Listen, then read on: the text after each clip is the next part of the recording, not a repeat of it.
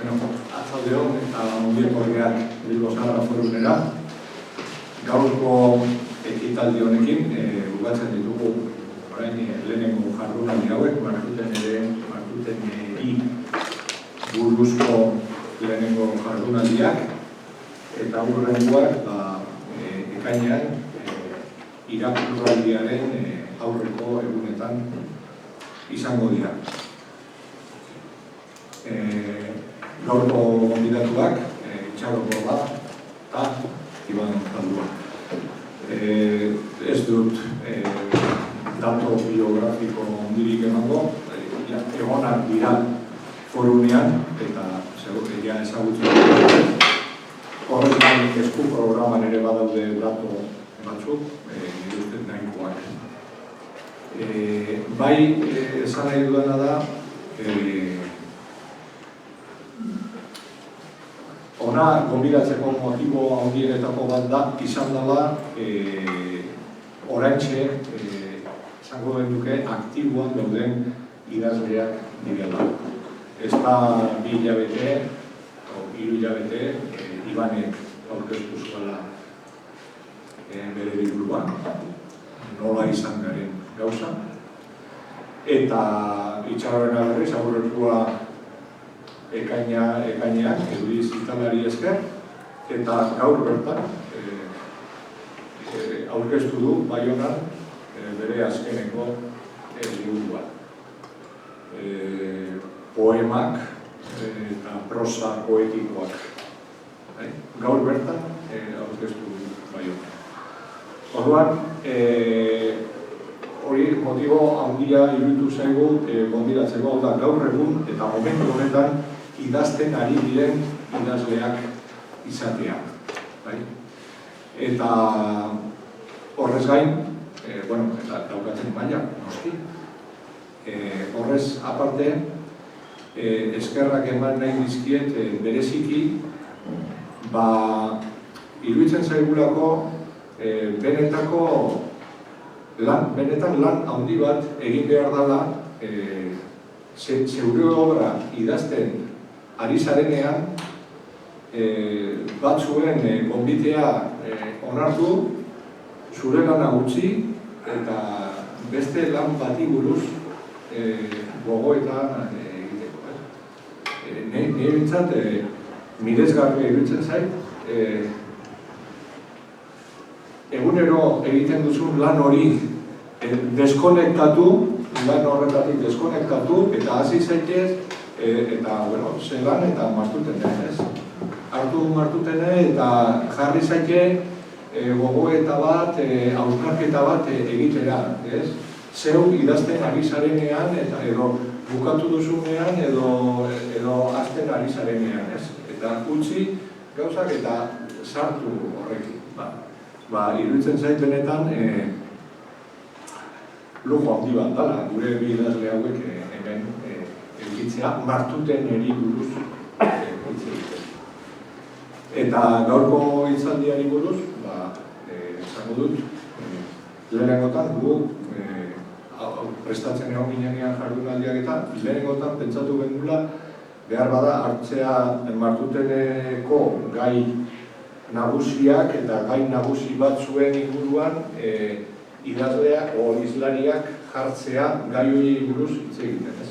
Gero azkenean pentsatu gendun libre guztia eta bakoitzak bere irakurketa egin zezala. Baina gero,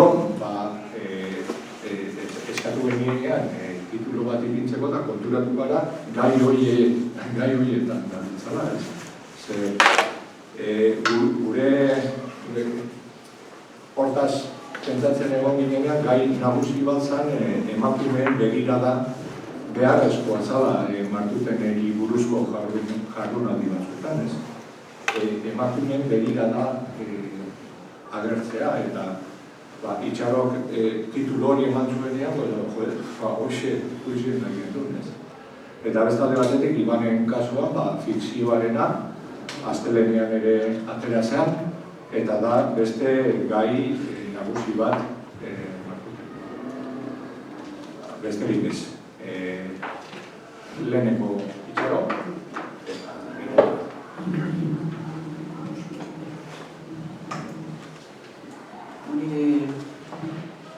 mintzaldi klasiko bat izanen da, ez da hiru zatitan banatua, frantses kulturakoak egiten dakigun bezala, kartesianoak eta tesia, antitesia eta sintesia egiten du. Gero egan nahi nuke ere, ez dela lehen handiatzen naizela Bilbo Zaharra ekitaldi hauetarat, eta urte batez nuela zorion hori ere ehunez ehun bazk irakurria izateko. Zer handi bat izan zela. Garai hartan, gari hortarat ezagutu nintzen irakurri hori guzia. Osoa pasatu nuen goizeko 8 garatzeko 7 arte, Ariagan, irakurle bakoitzarekin agur bat egiteko edo solas bat minuteko.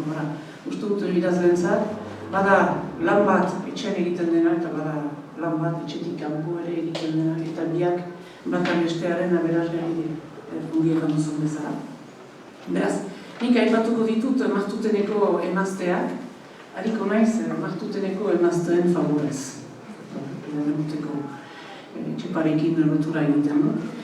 Horretzenean, 2012an Martutene atera zenean, Eako Poesia Festivalean agertu zen Ibar Zandua bere ikasle talde batekin denek Ramones, t-shirta, kamiseta eramaiten zuten. Beraz horrek egan nahi zuen gertekari handi bat gertatu zela euskal literaturan. Eta nik orain nuen ikusia gertekariaren tamaina, ikusitu zelarik. 700 eta 76 hori alde direla, horrek egiten du harri handi bat dela botatua euskal literaturaren urmaelaren erdila.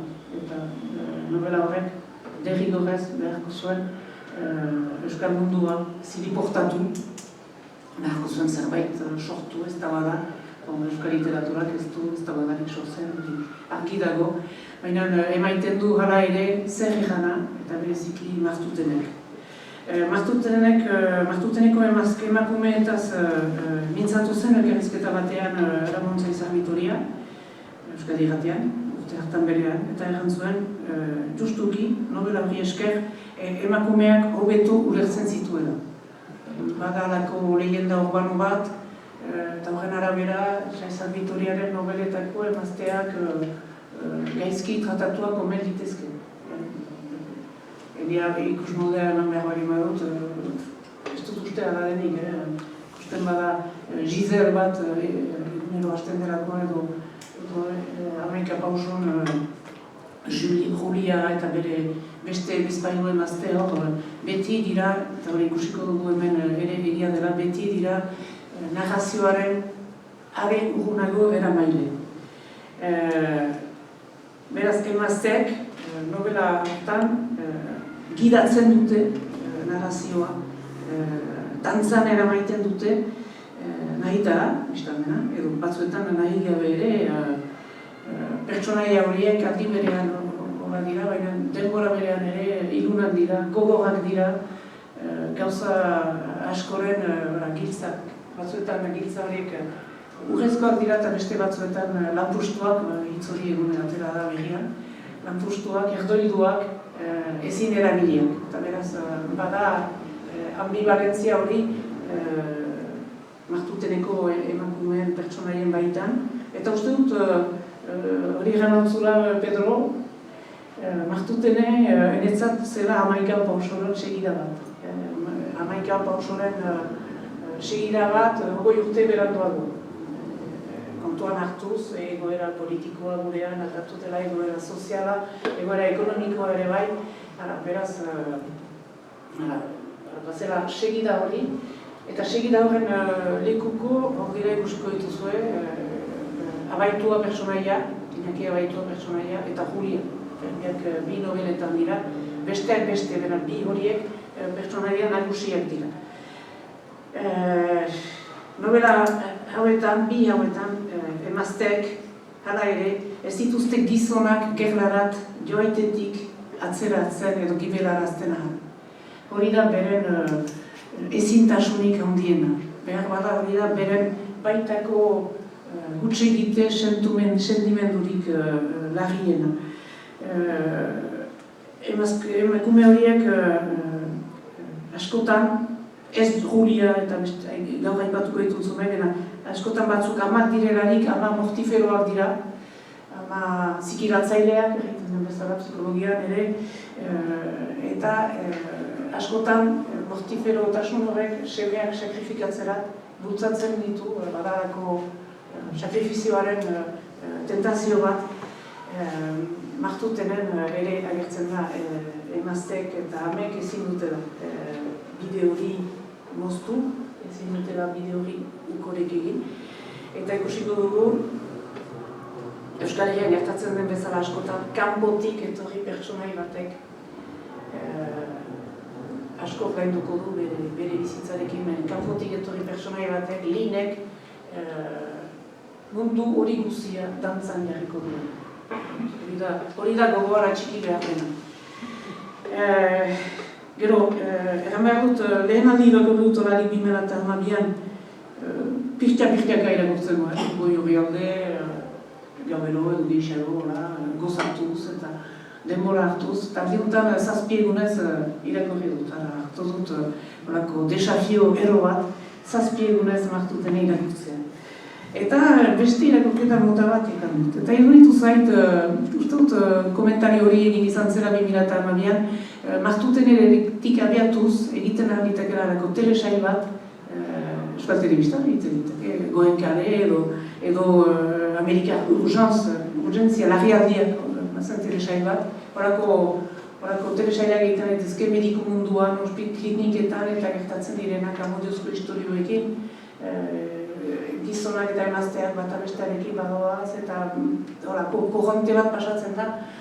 Eta uste dut, balukela martutenek baldintzaretan segitzaile hainitz.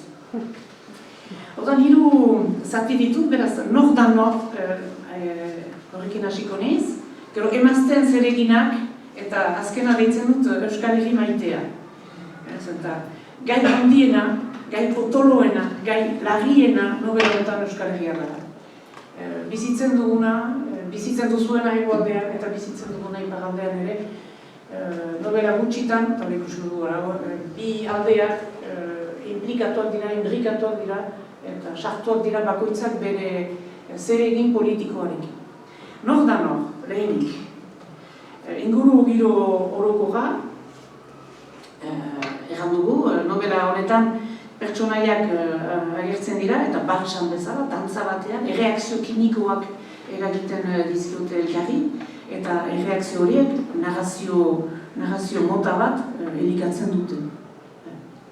Bada alako dantza bat, enezat,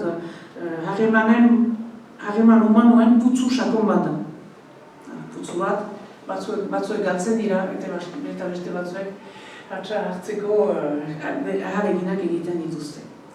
Eta lehen mailako emakumeak hausitzen dira, bigarren mailakoak ere bai, denek garantzia handia dute. Denak ikusiko ditugu gero.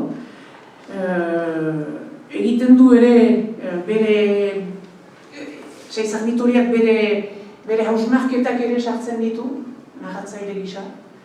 Sartzen ditu ere fikzio zatiak, ikusiko dugu zen personaik sortzen ditu, eta sartzen ditu montauk nobelaren ispilu izan ditezken beste narrazio zati batzu. Kolaz sistema bada, fragmentuak bezala dira, bata bestearen ondoan kolatuak edo itxantziak, eraikin handi horren egiteko. Beraz, joko horietan sartzen da irakurlea, putzu hortan, zurunbil hortan sartzen dira, eta azkenean liburua bururaino eramaiten dugu. Eta ez dugu sekular irudikatzen nola bukatuko den. Inkesta polizia bat bezala ere irakurtzen da novela hori. Gero, ikusten dugu ere novela hortan, giro horoko hortan, badela martutenea auzoa Donostian. Badakigu Euskal Herrian hiriak denak aldaketa handiak bizi izaten ari direla. Bilbo, Gasteiz, Iruña, Baiona eta Donostia bereziki. Eta uste dut novela honek nahi duela ere izan momentu, martutene auzoaren momentu zehaz baten memoria. Pasatzen bali bazirezte topoarekin edo trenarekin zeharkatzen baita, bada geldialdi bat martut ere. Eta gogoan atxikiz duela zenbait urte kasik baserigune bat zela, kanpaina bat, vila batzuekin, vila neobasko batzuekin, eta orain ikusiko zuen nola altxatzen ari diren lurretik, hainbat eta hainbat etxe bizitza gorakoi eta autopistak urutzatzen dira, eta beraz bada ere erako paisaiaren deskribapen bat, edo paisaiaren bi buruzko, nola egan dezake, melankolia bat bezan. Gero, aurkitzen da ere biziki importanta dena, hotze eta herri asmatua. Euskal idazle askok asmatzen dituzte beren beharren arabera baserri gune batzuk, eta hotze eta horietarik bat izan daiteke, erakusteko jende burges horiek ze lotura duten baserritan munduarekin ala ere, beti gelditzen da. Gizonak eta emazteak hor daudela errandu, beren itzal argiekin, argi gutxirekin, egeera, elgar kolpatzen dute, elgar gozatzen saiatzen dira. Eta uste dut hor, nahi baduzu urgunago joan, Markos Tapiainek, 2015an, egin zuen Saizar Vitoria eta iragana saiakera bat, eta hortarat, gaiten adarko zirezte, ikusteko zein diren novela hauetako guzietako, eta badarako kontinuum bat novela guzietan, Saizar Vitoriaren ongoan, zein diren elementu nagusiak, mendekua, jovena edo erroa, geloskeria edo gelosia. Horiek ere hor dira hemen ambizioa, egonkortasun sozialaren bilatzea eta bat. Hori da kontestu orokorra. Bikoteak, lehen bikotea, lehen bi bikote burges dira, klase ertainekoak, eta klase ertainaren kezka eta bizimenduetan. Lehenik, Iñaki Abaitua eta Pilar Goitisolo, biak medikuak dira, bata da ginekologoa eta bestea neurokirurgiano. Goi mailako medikuak dira, beren klinika bat dute, Pilarren aitak justuki Martinen aitaren lurretan eraiki zuena, 36eko gerlaren ondorioz. Ikusten da ere bikote hori ez dela baitez bada ongi konpontzen, ez dute harremanik, baina elgarrekin bizitzen, segitzen dute. Badute akordiota zito bat, maitaleak ukanditzazkete, baina ez dute gaua maitalearen etxean pasatu dira. Eta behin Pilarrek gaua bere burua antzi zuen bere maitalearen etxean, eta hori Iñaki Abaituak ez dio sekulan markatu. Maila hortako harremanak dituzte. Gero bada beste bikotea hemen ere zutabea dena, Julia edo Julia eta Martin, horiek ere klase ertainekoak dira, intelektualak horiek. Julia itzultzailea da, administrazio alorrean ari da, eta bere ametsa da literatur itzultzaile izatera pasatzea, eta noizbait berak ere bere literatura sortzea. Bere ondoan dauka Martin, idazlea, Martin Gabilondo. Ez dauka izan. Gero irakurleak bere historioak ere ikitzen aditu bat. Martin gura idazlea da, justuki idazlea da, eta berak baditu bi pertsonaia nagusi, horiek dira Flora Ugalde eta gero ikusko du, Flora Ugalde pertsonaia emazte hori askotan Juliaren ispilua da. Pertsonaia horren eraikitzeko Juliaren ezaugarriak eta horren inguruko gertakizunak biltzen ditu, harrapatzen ditu eta literaturarat pasatzen. Gizon pixka bat bekaitza da, Eroskora. Bere fikzioaren munduan preso dagoena, talendua duena, baina Juliari iduritzen zaio talendua alferrik galtzen duena. Martuteneko etxe hortan bada Harry Gabilondo ere, Martinen arreba etortzen dena noiztenka baino gehiago, beti hor dago, bere maitale, fantasma, historioak ekartzen ditu. Hor ere badalako kontraste bat, Martinek fikzioa sortzen du, eta Harryk ekartzen du justoki bere baitako fikzioa errealitatera. Batek idazten du eta besteak sortzen du beretzat bere bizimodua eraman ahal izateko. Martinen Harryk senak bat badu, Martxelo, eta badute alaba bat, Harritxu, Inglaterra duten ikasle. Ez dutelako nahi Euskal Herriko egoera politikoak eta kutsa dezan. Beraz, ahal bezain urgunik hori dute ikasketak egiten. Erakusteko burgesia horren beldurrak eta a prioriak Euskal munduari buruz.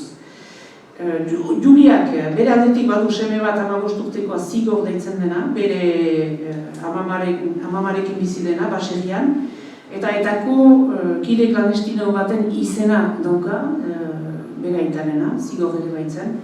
Eta justoki, une batez ikusten dira, debako ondartzan zela. Debako ondartzan, amodioa egiten dute Juliak eta Zigorrek, eta orduan Juliak egiten dio eta orain zer. Baina Zigorrek behar du joan Euskadi askatzera. Badu lan egiteko, badu zer egiteko Euskadiren alde. Gero, beste bi pertsonai fiktiboak ere garrantzitsuak direnak, aipatu dut Flora Ugalde, eta gizonezkoa da Faustino Iturbe. Hori ere, behar dugu atxiki gogoan. Zenta, pertsonai fiktibo horien bidez, idazleak eramaiten gaitu Euskal literaturan eta behar da Euskal kulturan, sekulan ikusiko edo bisitatuko ez ginituzken leku batzuetan. Eman dezagun Faustino Iturbe, horrek badu lagun bat, ane izenekoa, eta haren aita, Guardia Zibila, aitak etak hiltzen dio. Eta beraz, eramaiten gaitu pertsonai fikziozko horrek, justoki aita Guardia Zibil horren hil kaperako behila hortara. Sekulan ez gira sartu olako kontestuetan. Enan fikzioaren bidez sartuko gira. Erran dut, Juliari ez zaiola biziki gustatzen Flora Ugalderen modeloa izatea. Montauken bada zati bat Maxen emazteari, idazlearen nobeletan azaltzea gustatzen ez zaion bezala egiten dio. Ez ezazula zure pertsonaiaren eredu gisa. Baina Martinek idazle askoren kasuan bezala etebaldetan da, zenta idazlea beti liburuan idatzia den bezala ingurukoen miseriaz erikatzen baita, eta ingurukoen miseriak ehiztatuz egiten baitu bere obra. Gero, bi emazte pertsonaia ere gauzitu ditut, Teresa Oios. Teresa Oios, Juliaren eskolako lagun bat, eta abaituak kontsulta obstetriko batean abusatuko duena. Hori gogoan atxiki behar duzue. Gero bada Barbara, Parisen abaituak ezagutu zuena. Gero telebista aurkezle bat ere bada Marie Laforre, hori Martinek miresten duena. Eta gero aurkitzen dira Maria Amor eta Edurne prostitutak izan ditezkenak. Ordainduzko amodio harremana egiten dutenak. Eta beraz aurkitzen dira ere Juliaren ama, izeba eta amona. Eta beste pertsonai bat bada garantzitsua Lin. L-I eta B-N. Izen bera dute Martutenen eta Max Fritzen, ustut eta aipatuko duela Ibanek, Max Fritzen nobela. Pertsonaia neska gazte bat da, Amerikar gazte bat. Martutenerat etortzen da, nobelarat eta abaituaren klinikarat. Erreten zuzenki Martutenera, baina nobela hortarat soziologia medikal ikerketa baten egiteko. Eta hor, gurutzatzen da lehen aldiz abaituarekin. Eta uste dut, hori ongi agertzen da nobelan, lehen begiradan berean Linek abaituaren begia jotzen duen. Eta nonbait erraiten da ere, begia baino gehiago, Lin baino gehiago bere ipurdi mazelak ikusten dituela. Beraz, abaituaren soa, Lini buruz, so seksuala da, so erotiko, behar bada so pornografiko ere erren dezake. Eta Martin eta Juliaren etxean egongo da, eta ekartzen du Max izeneko bere katua. Eta katu hori ere badu importantzia novela honetan, zenta Linek eta abaituak lagoa joko dutenean katua beti hor dago, begira. Eta bada katua, nola ditzen da, Jacques Lacan, frantses psikologo batek, idatzi zonako historio bat, biluzten delarik beti katua dauka berari begira. Beraz, gatuaren su hori, ez dakit inozentea denet, baina badu psikologia aldetik baduke zerbait erren nahi novela honetan, aberetasuna, jendetasuna, eta horako gauzak badira. Linek, Juliak ez bezala, Martin idazle gisa hartzen du. Erraiten dio, you are a writer, idazlea zira. Ez du kalapitarik, ez du kalamatikarik, zuzenka erraiten dio, zu idazlea zira. Eta Martin gloriatua da, biztan dena. Eta Martin Europarra da, eta Martinek eta Juliak Europaren kultur ontasuna osatzen duten Simone de Beauvoir eta Sartre eta pentsalarien gauzak partekatzen dituzte Lin Amerikar horrekin. Zenta beretzat, Amerika, martuteneko intelektualentzat, Amerika ez da mundu intelektual bat. Gaztetasuna, entretenimendua baina gauza sakonak Europan pentsatuak izan dira. Erran dut lehen egunetik bertatik, maitasun sentimendu bat pizten dela, erotikoa, segurazki abaituaren aldetik, baina Linek ere badu alako bihozkada bat ginekologen aldera. Ez dakigu ongi egina denez, eta edo idazleak gauzak ongi bukatzea nahi gozuen, Linek abaituaren bulegoan ahazten du Montauk novelaren kopia bat. Eta beraz, abaituari aitzakien martutenen novela askotan bezala gizonezkoak aitzakia bat behar du, emakumearen ganatekoa. Lau bost aldiz joko dute lagoa, bidaia bat eginen dute elgarrekin eta keparekin. Eta bat batean, garri kapituloan, abaituak harremana moztuko du, unilateralki. Nola bait, Pilarrekin gelditzea erabakiko. Ez dio erraiten, baina hori da ideia. Pilarrek dirua badu, boterea badu, lana badu, eta horako prestigio bat ere badu. Ikusten dugu momentu batez, Lin erremedio batzu iresten, eta beranduago ikasiko dugu tumore bat badu dela, operatu behar dela. Eta hor da itxiko Linen destinoa, eta bigarren kapituluan, ez dakik oraino norden Pilarrek kolpatu duen pazientea, eta uste kapitulu oso batez ez du gura jagingo, eta gau hartan abaitua Pilarrekin oheratzen da, eta azken kapituluan trinkatzen da, senagaren maitalea kirofanoan elbarritu duen kirurgilariaren drama. 754 lagunkaren orrialdean, eta novela guztiak hortaratera maiten gaitu. Emazten zereginak, ikusi dugu zein importantak ziren, mediatzaile, mediatrizak bezala dira. Lehenik boterearen itzulpena egiten dute emazteek, eta ez da behar bada debaldetan itzultzaile bat agertzea novela honetan. emazteak gizonezkoen bide lagunak dira.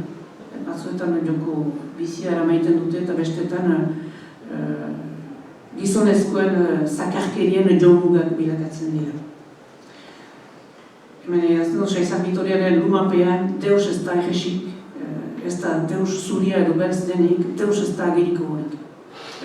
Janutan bezala putzu sakon bada, itxaso barna sakonetako korronte batek eramaiten gaitu hori aldez hori alde novela honetan barna. Pilar, handu hiritarra da jatorriz eta Julia baserritarra. Bi horiek ere, bi gauza horiek ere biziki importantak dira. Bai Martutenen eta bai Amaika Bausonen, uste dut dikotomia hori agertzen dela bi nobeletan.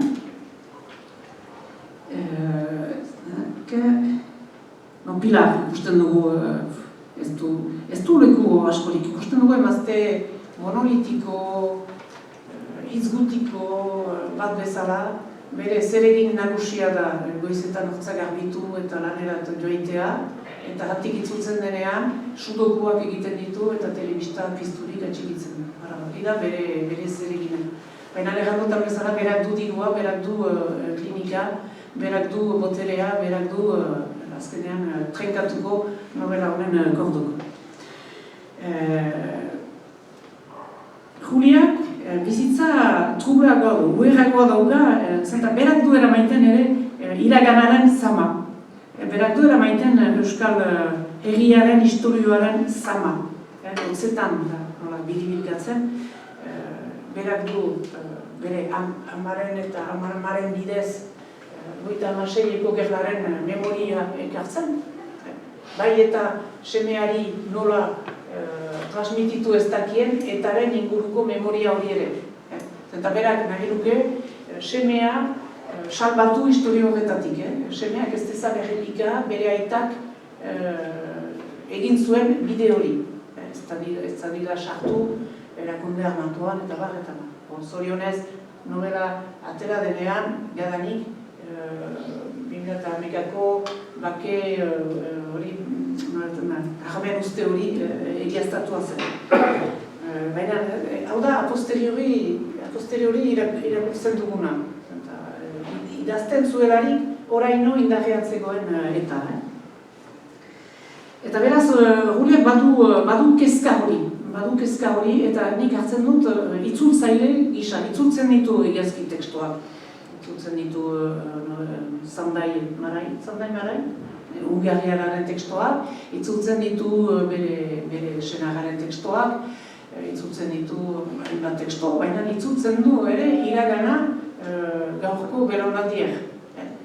Eta uste dut alde hartarik nahi baduzue bere urgunago joan, bada aleko tesina bat bezala, Miren Ibarguzek eta Izaro Aroitak bi ikerlariek plazaratu dutena, justuki Martuteneko ama itzultzaile horren pertsonaiaren inguruan.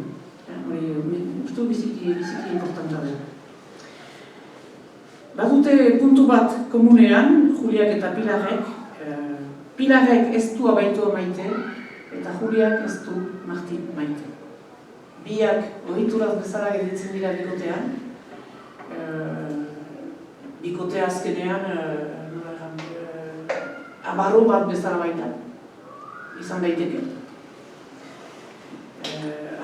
Ohituraz, edo batzuetan imaginazio faltaz ere. Jakin zer egin eta nola atera historio zetatik. Eta erremotan bezala, kuadro hori, eredu hori, abarro hori zartareziko du Linek. Linek bultzatuko ditu pertsonaia horiek ale urgunago joaitera. Eta errandutan bezala, eta beti hokitzen hau frase horrek, Juliak erraiten du, bukaeran, bikote batzuen bere bizitzetan sartzen direnekin egiten dituzten bidegabekerien biktima izango da Lin. Espero dut, irakurria duzuela novela, bestela hemen ari naiz egiten spoiler, baurak. Gero, errandutan bezala eta hori segur aski Ibanek barnatuko du. Novela guzia idatzia da Montauk nobelaren ereduan, ispiluan. Badalako frantsesaren mizan abim bat bezala. Hori etengabe hor dago. Eta bai abaituak, bai Bilarrek, bai Martin eta Juliak eta denek erabiltzen dute Montauken sare hori beren narrazioak aintzina eramaiteko. Emazteak entzule eta galdegile dira. Entzule dira, eta bereziki Linek galderak osatzen ditu. Eman dezagun, sortzen da alako harreman konplize bat, Lin eta Juliaren artean, eta horrek erabaiten gaitu, uste dut, zati handi bat bada, monologo bat bezala, Juliak Euskal Munduaren samina kontatzen dio Lini. 352 orrialdeterik arat. Atxikazuen buruan. Kontatzen dio,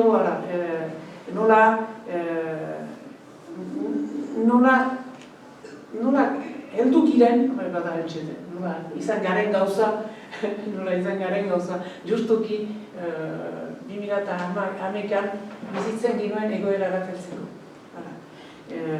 Galdatzen dio, como habéis llegado a eso? Juliani. Eta Juliak esplikazio eman behar dio. Eta lehen aldia da behar bada, Juliaren bizitzan hain argiki hitz egiterat behartua dela. Eta gu irakurle gisa, lehen aldia da behar bada, hain argiki entzuten ditugula argumentu horiek, idatziak eta gure buruzokoetan eganak. Eta bada Juliak erraiten dio, indarkeria eta euskaltzaletasuna bereizteko gai ez den jendarteaz hitz egiten dio. Hori ere, uste dut, pisuzko erran bat dela, eta novela honetan agertzen dena argiki. Gero erran dut ere, konplizeak eta etxaiak ere direla. Konplizeak dira, bereziki Julia eta Lin, erdutan bezala, gauza asko agertzen dira dialogo horietarik, eta ere maitale diren aldetik gauza asko ere ateratzen dira bikoteari buruz, Pariseko exilioari buruz, abaitua eta Linen arteko solasetarik ere. Eta bereziki, eginen dutelako bidaia bat Keparekin, eta Kepa eta abaitua gogoran txiki behar da, nola baiteko gudari zaharrak direla. Kepa, egun zen errefusiatua Baionan eta gero Bordelen eta bak eta... Beraz, bada memoria hori ere novela honetan gauzitzen dena. Novela osoan zehar ikusten dugu ere, nola egan, badela halako katalipsia egoera bat. Ikusten dugu euskal jendarte bat pixka paralisiatua bezala, geltotasunean. Zirkularitate morbido batean bezala bizitzen dena. Eta hor ere biztan dena, konplizitate horiek edo etxaigo horiek edo maitale harreman horiek dute justuki giltza egoeren askatzeko. Egan behar da, egiten dutela bidaia bat, iparalderat egiten dute bidaia bat, iduridu novelan kartopostala bat bezala dela, postale bat bezala dela, baina ez, momentu hortan gauza asko gertatuko dira, zenta bidaia gozatuko dute Bordeleraino, bilatzen dute justuki Montauken frantses berzio bat Juliari oparitzeko. Eta denbora berean Kepak, ikusi duzuen novelan barna, badualako afizione bat, badualako gustu bat, kilometroak eta egiten ditu euskal tekstu zaharen faksimileak eta erosteko. Asularen bat erosi du Londresen, eta hori ikusten da novelaren lehen egun hori aldeetan. Eta beraz badoaz iparalderat muga pasatzen dute, Ainoa eta denek ezagutzen ditugu lekuak, Biriatu, Sara, Azkaine, Ainoa, Miarritze, Donibane, Loetzune, Ziguru, etxerakoan. Solasean ari dira eta hor ere gauza asko askatzen da. Ohituraz, entzuteko ohitura ez dugun gauza asko irakurtzen ditu. Eta hori biziki importanta da. Eta gau hartan, gau batez, Ainoako argi eder hotelean, justuki bi geletan dira, bi gela berezitan, eta justuki gau hortan, lin badoa abaituaren gelarat. Ez da gigu zergatik, beldur bat sumatzen duelako, edo ez duelako bakarrikiko nahi, eta musua emaiten dio eta behiz itzultzen da bere gelarat. Izan da lehen urras bat linen partetik erakusteko nahi duela abaituarekin urgunago joa. Gero ikusten dugu ere bi gizon horiek neskaren aintzinean oliak gisa agotzen direla. Euskalduna dira, eta donostiarrak dira, eta donostiak askot bezala, frankofiloak dira, eta dena erabiltzen dute neurri baten neskaren seduzitzeko. Badute hori, eta bordelera erabiltzen dira, eta han ikusten dute aingeru hori, Gloria Litis aingeru hori. Bada historio luze bat, eta iparaldeak hor hartzen du, eganezake, laburtzeko, etaren dispositiboan zuen lekua. Hau da, pausa leku gure zaharentzat. Eta hori biziki ongi egina da, egia egan. Beren frankofilotasuna,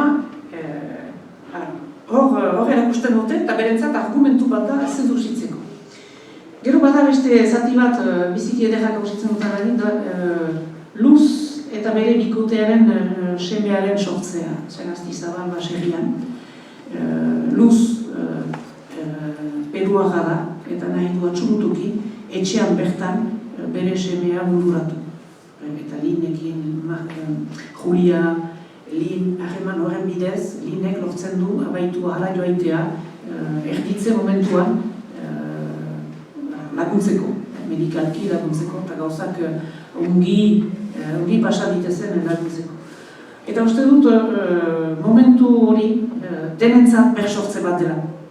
Sortze bat da Perurentzat, Peru deituko baitute seme hori, sortzea da ere abaituarentzat. Teresa Oirosi egia erreteko kuraia aurkituko du. Baita ere klinikan gertatu den ez behar baten aintzinean bere responsabilitatea onartzeko ere kuraia ukanen du. Hor bada alako bertsortze bat, eta Juliak ere momentu hortan hartzen du denbora berean Martini utziko duela erraiteko ausardia hori. Momentu laburra da biziki, uste dut lehen aldia irakurri nuelarik hori alde aluzinatuak eta ederrak eta gauzitu dituela. Eta ez dut atzeman xarma hori, bigarren irakurketa behar bada 7 egunez ez da posible xarma bera. Bai. Eta beraz, gau hortan ere, 2 puntu garantzitsu trenkatzen dituzte lehenik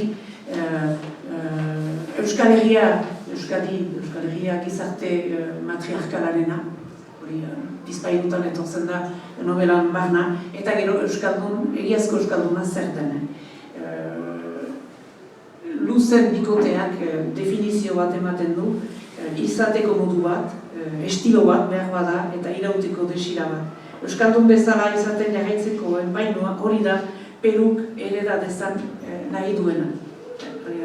Euskaldun izatea ez da politikoki hauetakoa da irauteko desira hori estilo bat edo izaiteko modu. Errandutan bezala, orain 3 minuta baditut, 3 minutu edo lau. Azken kapituluan, deitzen dut hori nik sakrifizio finala. Apoteosis bat bezala, tragediaren gailurra da.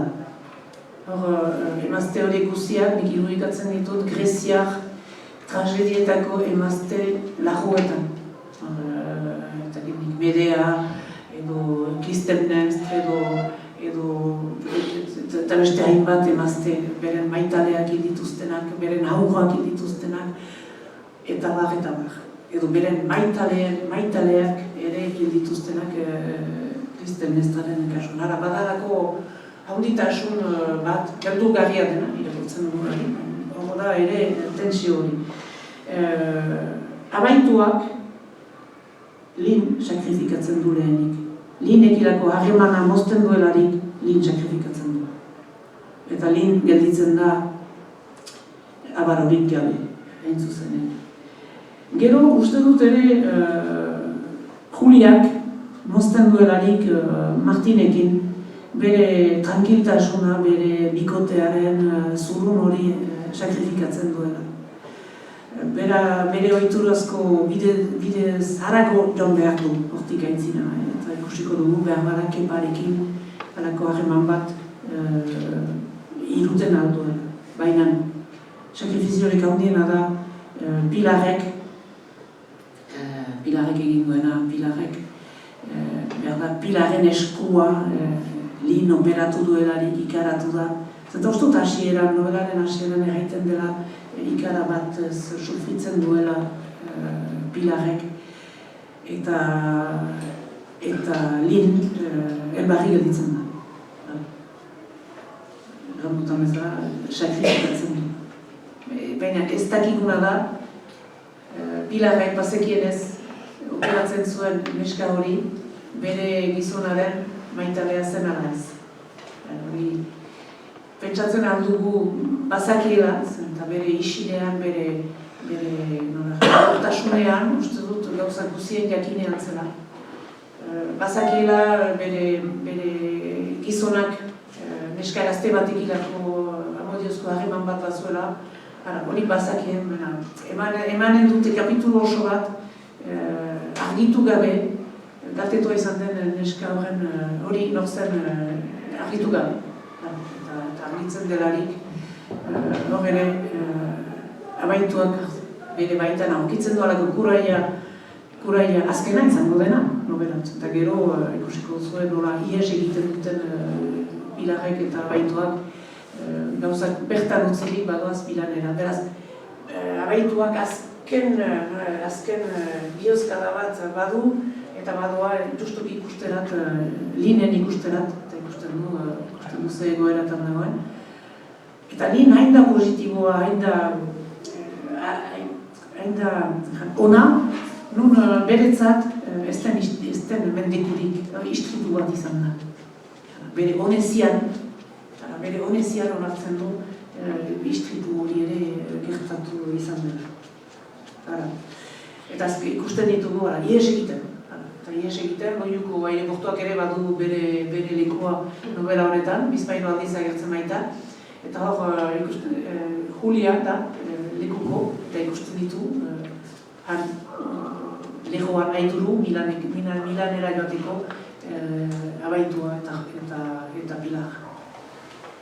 Burgesiaren, nikori analizatzen du pixka, Euskal burgesiaren eta burgesia guztien arduragabetasuna gizartearekiko.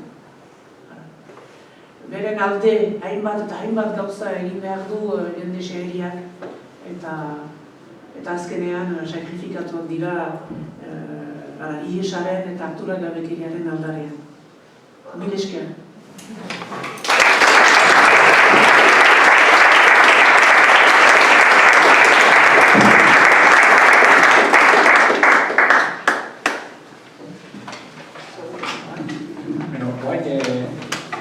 Ibanek banatuko du bere hitzaldia, nago dituen kopia bat, irakurriko duen. Izan ere, arrazalde honen eta lehenik eta bain eskerrik asko hori eta, gozarra formari onbidapenagatik eta zuei etortzeagatik eta, nik zera hain zuzen ere mandigun askatasunaz profitatuz egin dudana guin badela, guin saiakera bat, ez dakit oso batera zaidan, luze egiatera zait, azkenean emozionatu egin nahi, zerbait eskertu behar badiot, ez dakit, gorrotatuko nauzuen irakurtzera noanagatik, baina nik asko eskertu eskertu behar diot Pedrori gonbidatena, ze behartu nahu berriro ere Martuten hirugarren ez irakurtzera. Eta, bueno, en fin, beti da gozamen bat, ez horrelako enkargo bat jasotzea. Beraz, bueno, irakurriko dut eta ez dut irakurriko osorik, zuzen ere salto batzuk egingo ditut, baina, bueno, gero norberak etxean irakurri baldin badu hor dauka, eta orain egin dezakezuena nahi dezuena, niri entzun, edo entzuten zuen bitartean irakurri, edo abstara gitu eta ez irakurri ez da nire entzun hori zuen esku. Beraz, Martuten, esperimentu bat fikzioarekin. Ez dakit ideia ona ote den idazle bati eskatzea novela baten inguruko hitzaldi bat prestatzeko. Are gutxiago kontuan hartuta zenbat denbora pasatu den liburu argitaratu zenetik. Horretarako daude unibertsitateko kritikariak, literaturaren historialari robotikoak edo Google turbo analitiko bera. Idazle bati eskatzea norberaren liburu hitz egitea tira. Ohikoa da oraindik ere. Egoak horren besteko garrantzia duen bezala, gurea bezalako aro bati dagokion bezala. Baina besteen liburu ez aritzea, kontu erabat zarrunoa da hori, beste garai batekoa. Fikziozko idazlearen figura eta kasik literatura bera bezain beste gehitu beharko nuke. Baina ez nahi kexaka hasi. Ez dezadan abusatu idazleok, idazle gehienok behintzat aspalditik dugun ohitura gogaikarri horretaz. Onartu nuen, Ramon Saizar Vitoriaren Martuten eleberriaren inguruan mintzaldi labur bat idazteko eta irakurtzeko ardura, eta lanari ekin beharko nion noizbait. Lehenengo urratsa, zer esanik ez, liburua berri irakurtzea izango zen, pixka bat atzenduta baineukan. Gradua egitean irakurri nuen, irakasle batek, literatura garaiaren eta kontsumukoaren artean aldea zegoela sinisten jarraitzen zuen ale bakanoietako batek, derrigorrezko irakurgai jarri zigulako hautazko irakasgai batean. Gogoan dut nire euskal ikasketetako ikaskide gehienei luzeegia iruditu zitzaidan novela, eta batek baino gehiago ez zuela irakurri, entzun baizik. Audioliburu bertsioa deskargatu, ahotsaren abiadura bikoiztu, eta horrela jabetu ziren edukiaz. Ez dakit zenbat arrakatuko zituen irakasleak iruzurrean.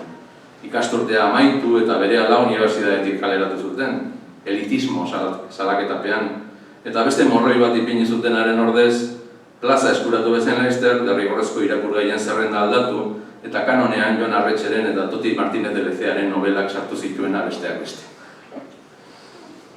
Martutenaren horriak pasatzeari ekin bezen laizter, eta Juliaren, Martinen, Harriren, Abaituaren, Linen, Keparen eta Pilarren ibilaldietan murgiltzen nintzen bitartean, hasi nintzen sumatzen zerta hitz egin nezakeen, eta nire ohartegian apunteak hartzen.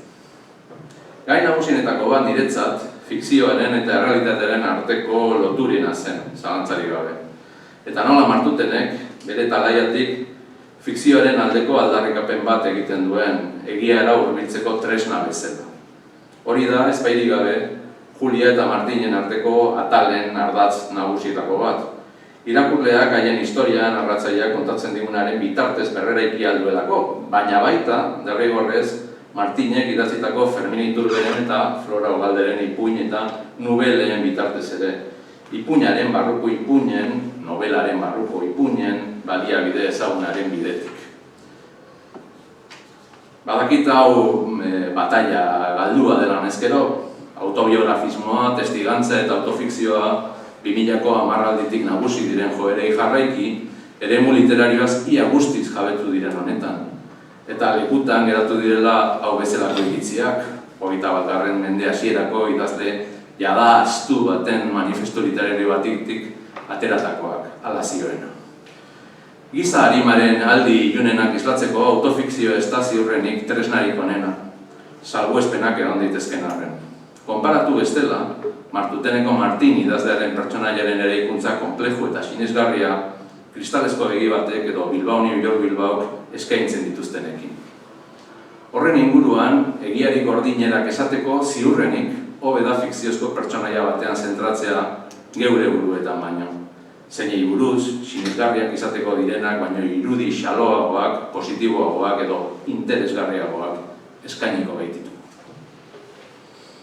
Baina, kontu hori gehiago garatzeko asmoa dudan arren, Martutene berrirakurtzean ezin izan nuen saiestu beste gai batzuei buruz oharrak hartzeko gogoa. Bere garaian, lehenbiziko irakurri nuenean ustekabean pasatu zitzaizkidanak. Enintzen jabetu adibidez novelaren ahalmen profetikoez. Eta hemen kentzen ditut lehenengo zatiak testu.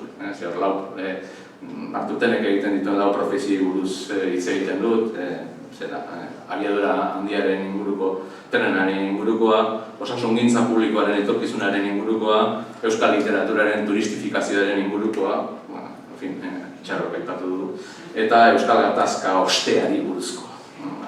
Laugarren orrialdean jarraituko. Lau profeziak irakurri ondoren esaten dut. Une honetara ailegatuta edonola ere aitorpen bat egin beharko nukela iruditzen zait. Trampa egin bai nuen. Nire izkribua prestatzeko, Martutene gaztelaniaz berrirakurri nuen, ez euskeraz. Logikak eta kasi egin bideak euskaldun gisa berriarekiko dudan bete beharrak alegia eskatuko zukeenez. Martinek ere novelan zera esaten du, euskeraz edo gaztelaniaz idaztearen aukera zari delarik. Euskara abandonatzea, bere komunidade linguistiko ahula traizionatzea izango litzatekela zuzen. Bada, nik traizio egin dut, eta gaztelaniaz berrirakurri nuen Martutene, ez euskaraz. Bai, gradua egin nuenean, zer esanik ez, euskeraz lehitu nuen. Nekeza izan zen, baina aberasgarria. Euskararen ezagutzan sakontzeko laguntza handikoa. Horretan oso disiplinatua nintzen, nire ikaskide batzuk ez bezala, gaztelaniazko bertsio irakurri baitzuten, naiz eta gure euskal ikasketen irakasgaiaren programan argi eta garbi zehaztu euskarazkoa irakurri behar genuela. Euskaniol filologiako ikasleek ez bezala, haiek baimena baitzuten euskal liburuen gaztelaniazko bertsioak erabiltzeko. Badakit ez daukadala hitzakirik hitzaldi euskeraz prestatu behar nolako. Baina egia da bestalde euskara gaur egun hezkuntza alorrean erabiltzen den hizkuntza hila besterik ez dela, latin garaikide bat. Martutenek berak apuntatzen zuen bezala. Neurri batean, euskarak badu berritu izaera, aintzina latinak eliza zuenaren antzekoa, dio Martutenen. Euskarara itzultzen jarraitzen dute, inork irakurtzen espaldin baditu ere, buletin ofizialak eta bertako administrazioak produzitzen dituen dokumentu guztiak, baina hizkuntzak ez du jadanik, zuen garaian oraindik gertatzen den bezala, kaleko erabilerarik bat ere. Eta lana bizkor egin behar nuenez, eta gaztelaniaz hagina irakurtzen dudanez, oraindik ere, proba egin nuen. Eta harrituta atera nintzen esperientziatik, Martutenek, erdaraz, oso ondo korritzen zuela iruditu zitzaidalako, mailari eusten ziola.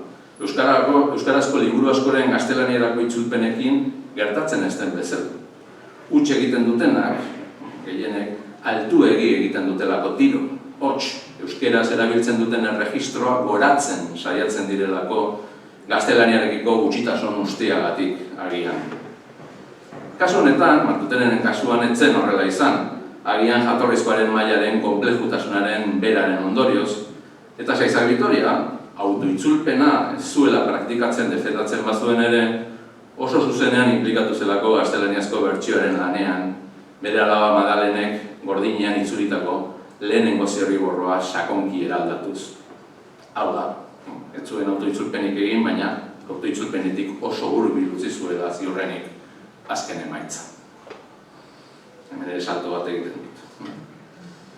Baina hitzaldirako jasotzen ari nintzen apunten artean, zalantzarik gabe, gehien interesatzen zitzaizkidanak fikzioaren eta autobiografiaren arteko harremanei zegozki. Liburuaren tesi nagusietako bat, nire ustez, hori bailitzateke. Bizitzaz, zintzotasunez aritzeko, egokiagoa dela fikzioak eskatzen duen urrutiramendu lana, norberaren bizitzaren kontakizun unatua baino. Juliak berak, Sandor Marairen eguneroko ez dioen bezala.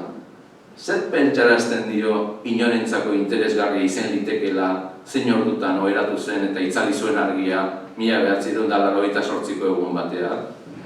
Zer pentsarazten di idazlei beren esperientzia berezia dela eta kontatzea merezi duela? Fikzioak ordea, zentzua ematen die istorioei, eta paradojikoki zintzoagoa izateko aukera idazleari.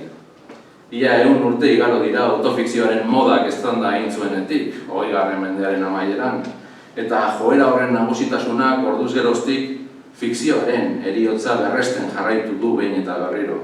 Literatura bera egun egoera guztiz minoritarioan kokatzeraino. Beste faktore batzuen artean, jendean nekatu zen idazleek zintzotasun ariketa brutala aldarrikatzeaz batera, beren buruaz ematen zuten irudi oroar edergarriaz eta behin baino gehiagotan biktimistaz. Zaiza Bitoriak ustu kontrako bidetik jotzen du Martutenen.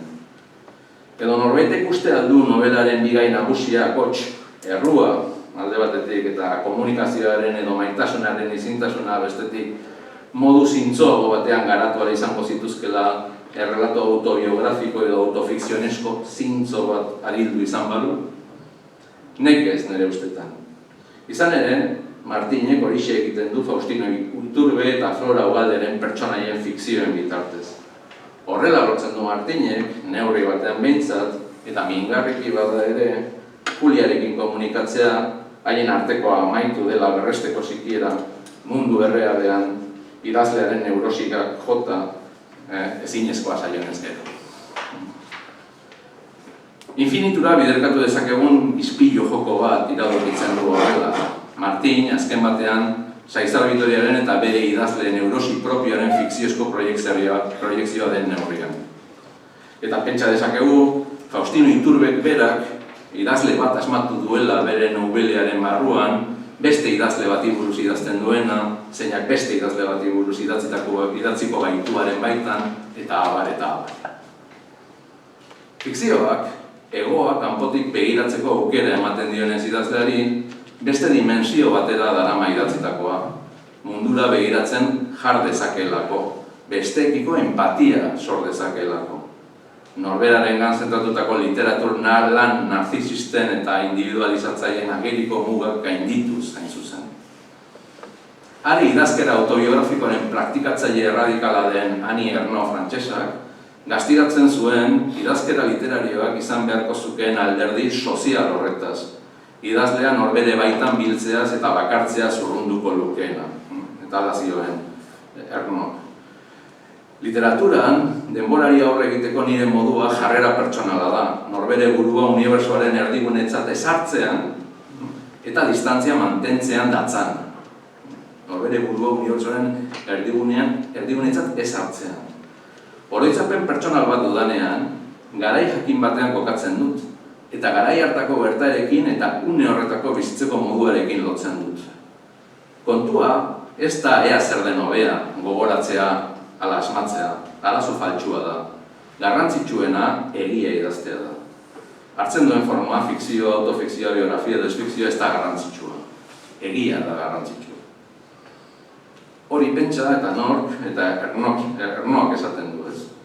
Saizar Bitoriaren erantzuna Martutenen argia da alde horretatik. Fikzioak aukera gehiago ditu hori lortzeko, edo behintzat hori zen hobeto funtzionatzen zion. Mina usatzen ez duen arren, nobelaren bi historio nagusien amaierek argi uzten duten bezala. Azken finean, Julian Barnesek zioen bezala, maitasun historio bakoitza atxekabezko historio bada. Hasieran espada, geroago. Batentzat espada, bestearentzat. Batzuetan, bientzat.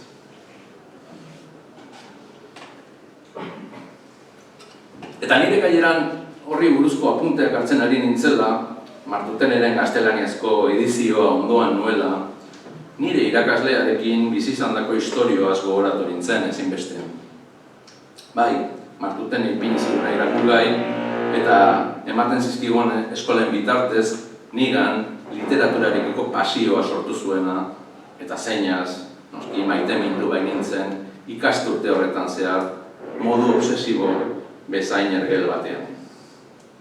Enintzen ez ere egitera ausartu ordea, baina ez historioa ezinezkoa edo erridikulua iruditzen zitzaidalako, bai, ni baino desente nagusiagoa zen. Ez da berarentzat ikusezina nintzelako ere, kontrara, ondo nekien haren irakasle honenetariko bat nintzela, eta txera bereziz tratatzen ninduen, bai eskoletatik kanpo. Ez, enintzen ezer egitera ausartu, ikaragarri lotxatien nintzelako garai hartan. Izan ere, irakasle hura idazlea zen, eta bere liburu guztiak irakurri nituen garai hartan. Liburu horietako ohiko gaietako bat, niri maiztasun obsesiboa errepikatzen zela iruditu zitzaidana, irakasleak ziren pertsonaiek haien ikasleekin zituzten endredo, limurtze ahalegin eta sexu harremanen ingurukoak ziren. Hots, literaturak berak gonbidapena egiten zidan zerbaitetan saiatzeko, narrazio haiek egia guzti esateko beti ere modu dramatikoan edo komikoan amaitzen ziren arren, Martutenen gertatzen den bezala alegia. Ez eretzen gertatuko ziurrenik irakaslea unibertsitatetik bota izan espaldute, jadanik aipatu dudan bezala. Horrek eman zidan indarra edo aitzakia beragana hurbiltzeko. Gupida eta injustiziaren aurreko sumindura beti izan dira pizgarri indartsuak nire baitan. Hala, adiskide baten bitartez, haren helbidearen berri lortu, eta haren kaleko taberna bateko terrazan eseri nintzen, inoiz handik pasatuko zelakoan. Hala gertatu zen azkenean, ez lehenengo egunean baina. Supermerkatutik edo itzultzen ari zen etxera. Irakasle ohia ni ikusteaz postu zela iruditu zitzaidan, eta baimena eskatu ondoren nirekin eseri zen, erosketen orgatxoa ondoan zeukala. 0-0 kaina bat eskatu zuen, eta nik bigarren edo hirugarren gintonik bat ordaintzen utzi etzidan. Etzen, onartu beharra dugu, sedukzio jolasetarako egoerarik idealena. Ezin nuen ekidin, noizean behin, orgatxotik ateratzen ziren porru muturrei begiratzea. Baina, alizan nuen bezala, galderak eta iruzkinak egitearekin nion, alik eta txinpartatxuena izaten saiatuz. Lan azaldetu nion, hots, kaleratzeaz, baina ez zirudien kontuarekin berezikik eskatuta. Literatura gauza ederra zela esaten zidan, baina kausa galdu bat, bizikintuen 21. mende amaierako zakur munduan. Gu izango ginen bere kalkuluen arabera, literaturaren azken sinesko sinistunak. Bai behintzat garai batean literatura ulertzen zen moduaren. Horrek, abagunea eman zidan erasoa jotzeko, eta beraren liburuez hitz egiten hasi nintzaien. Hasieran, posten zela begitan du zitzaidan, jakina baita zein erraski jaisten duten idazle guardia haien lanez, modu goraipagarrian noski, hitz egiten zaienean. Baina une batetik aurrera, ausarki, beraren hainbeste ipuinetan ageri zen irakasle-ikasle harremanen kontua ekarri nuen izpidera, eta hasiera batean nire galdera eta iruzkinei ordura arte bezain atsegin erantzun bazien ere, minutu batzuk geroago zerbait aldatu zitzaion begirada. Ara eraman ninduena zohartu izan balitz legez eta defensiban jarri zen.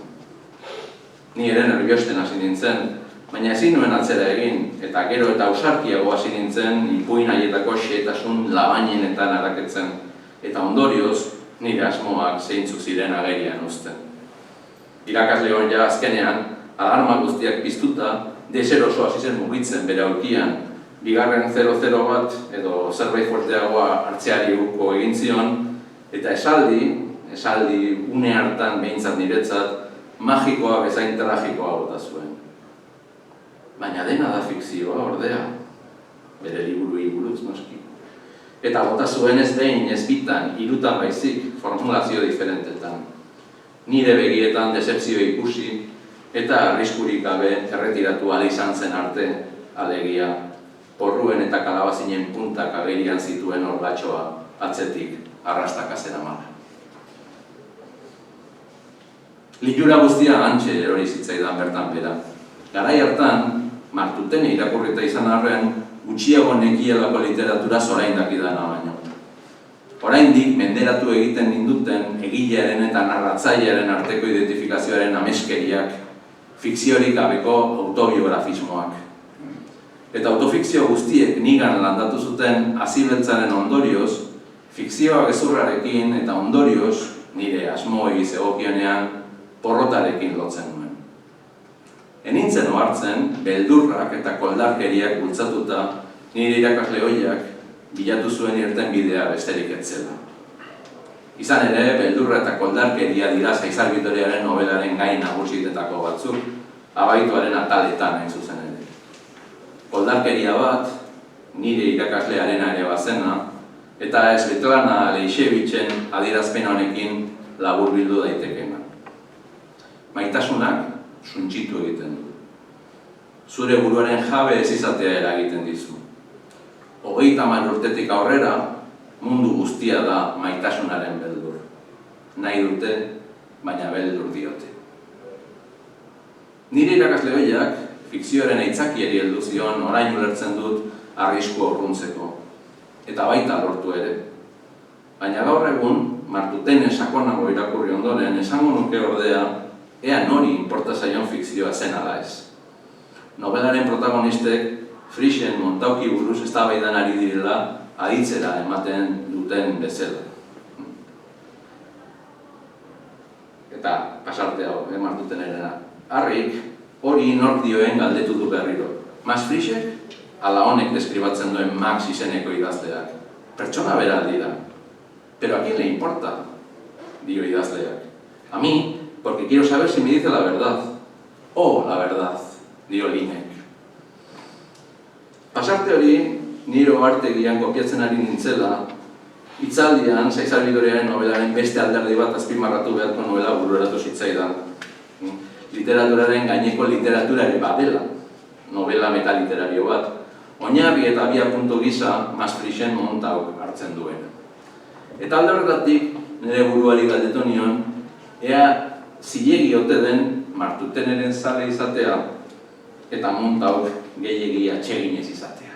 Ez ote den pekatu anti-Zaizar Bitoriak bat hori. Montaukera, euskal irakurle asko bezala, Martuteneren bitartez iritsi nintzen.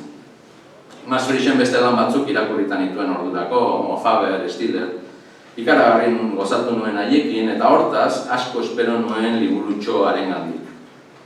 Agian hortik nire decepzioaren parte bat lehen aldiz irakurri nuenean. Baina etzen soilik itxaropen kontu huts bat izan. Montaukek baditu literaturan mesfidantzaz hartzen ikasi ditudan keria asko. Autobiografismoaren alderdi nahasienen bilduma iruditu zitzaidan. Gehiegi du autojustifikaziotik eta ez hainbeste autoanalizitik. Frisch, emakume gazteagoekin lotzera eramaten zuten bulkadez, argiago hitz egin zezakeen adibidez, Lin, Montaukeko Lin, ez baitzen inondik ere hildo horretan lehenengoa izan, ez da azkena ere. Eta susmatzen nuen, liburua gozagarriagoa zenbat eta Frischen bizitzaz, ez obraz, gehiago jakin, pixka bat trampa egitea iruditzen zitzaidan. Izan ere, proba egin dut, oraingoan. Martutene, gaztelaniaz irakurri eta gero, atzera hartu dut berriro Montauk, eta gehiago gustatu zait oraingoan. Eta irudipena daukat hori alda dela, alde batetik, urteen poderioz, Frischez, gehiago dakidalako lehen aldiz irakurri nuenean baino. Eta bestetik, Ingeborg Bachmannen obran eta bizitzan sakondu dudalako bitartean ere, lehen irakurraldian egile ez ezaguna zen niretzat Bachmann. Eta baita, bien bitartean New Yorkera bidaiatu naizelako ere, askoz ere gauza ausazkoagoa dena, bide batez esan da. Hots, Montaukek ez du behar bezala funtzionatzen nire ustez menpeko lan badelako. Ez daukadalako autonomia nahikorik Frischen biografiarekiko eta obrarekiko. Eta hor dator paradoja. Montauk argitaratu eta ia 40 urte geroago, Suizaren antz gehiegirik ez duen beste herri txiki batean, Alemanaren prestigio literarioa ez daukan hizkuntza gutxitu batean, obra handi baten sorburu bihurtu zelako. Agian hori da Montauken benetako handitasuna, Martutene sortu izan. Jorge Luis Borgesek Kafka y sus percursores piezan esan zuen bezala, idazle bakoitzak bere aitzindariak sortzen ditu. Bere lanak iraganaz dugun ikusmoldea aldatzen du, etorkizuna aldatu behar duen modu berean.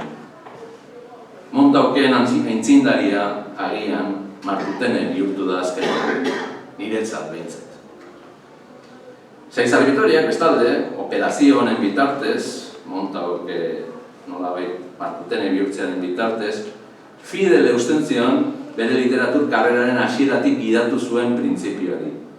Euskal literatura aberastea, literatura unibertsalaren korronte nagusiarekin uztartuz.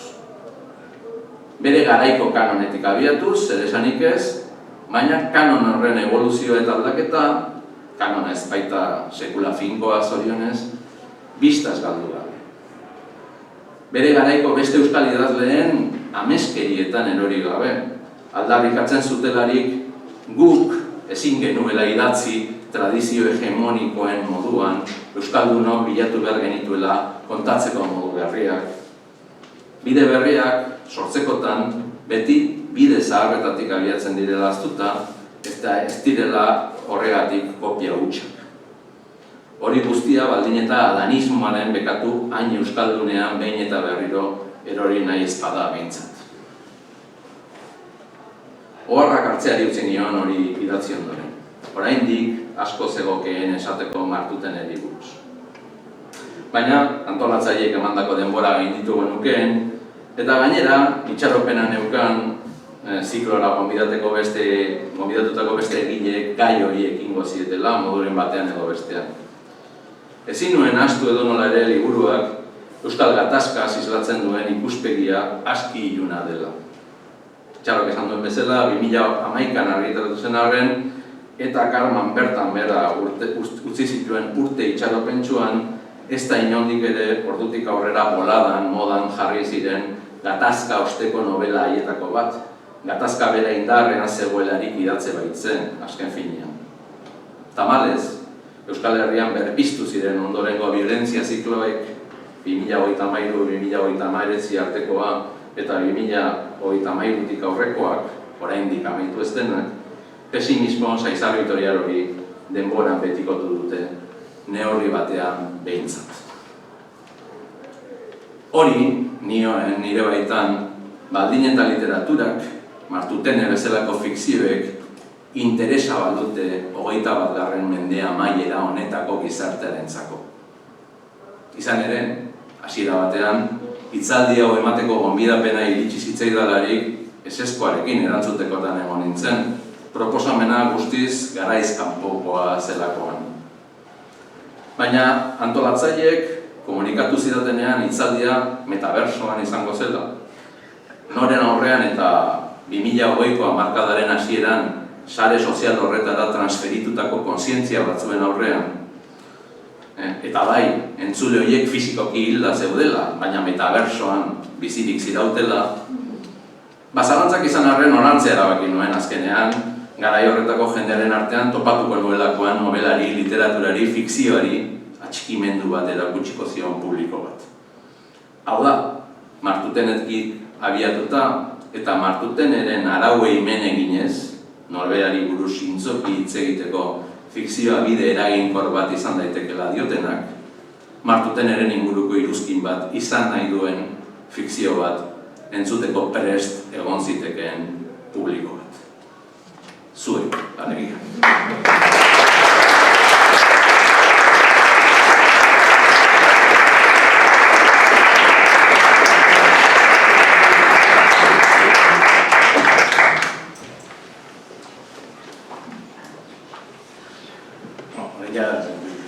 Zaitezkete metabersoaren beste leku bat. Erosketak egitea, metalikaren kontzeptu batera.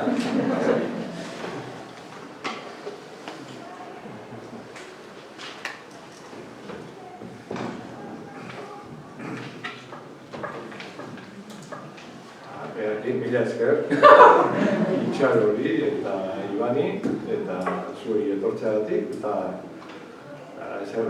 ekainean beste jardunaldi batzuk egingo ditugula eta hemen segituko dugula. Ondo segituko dugula.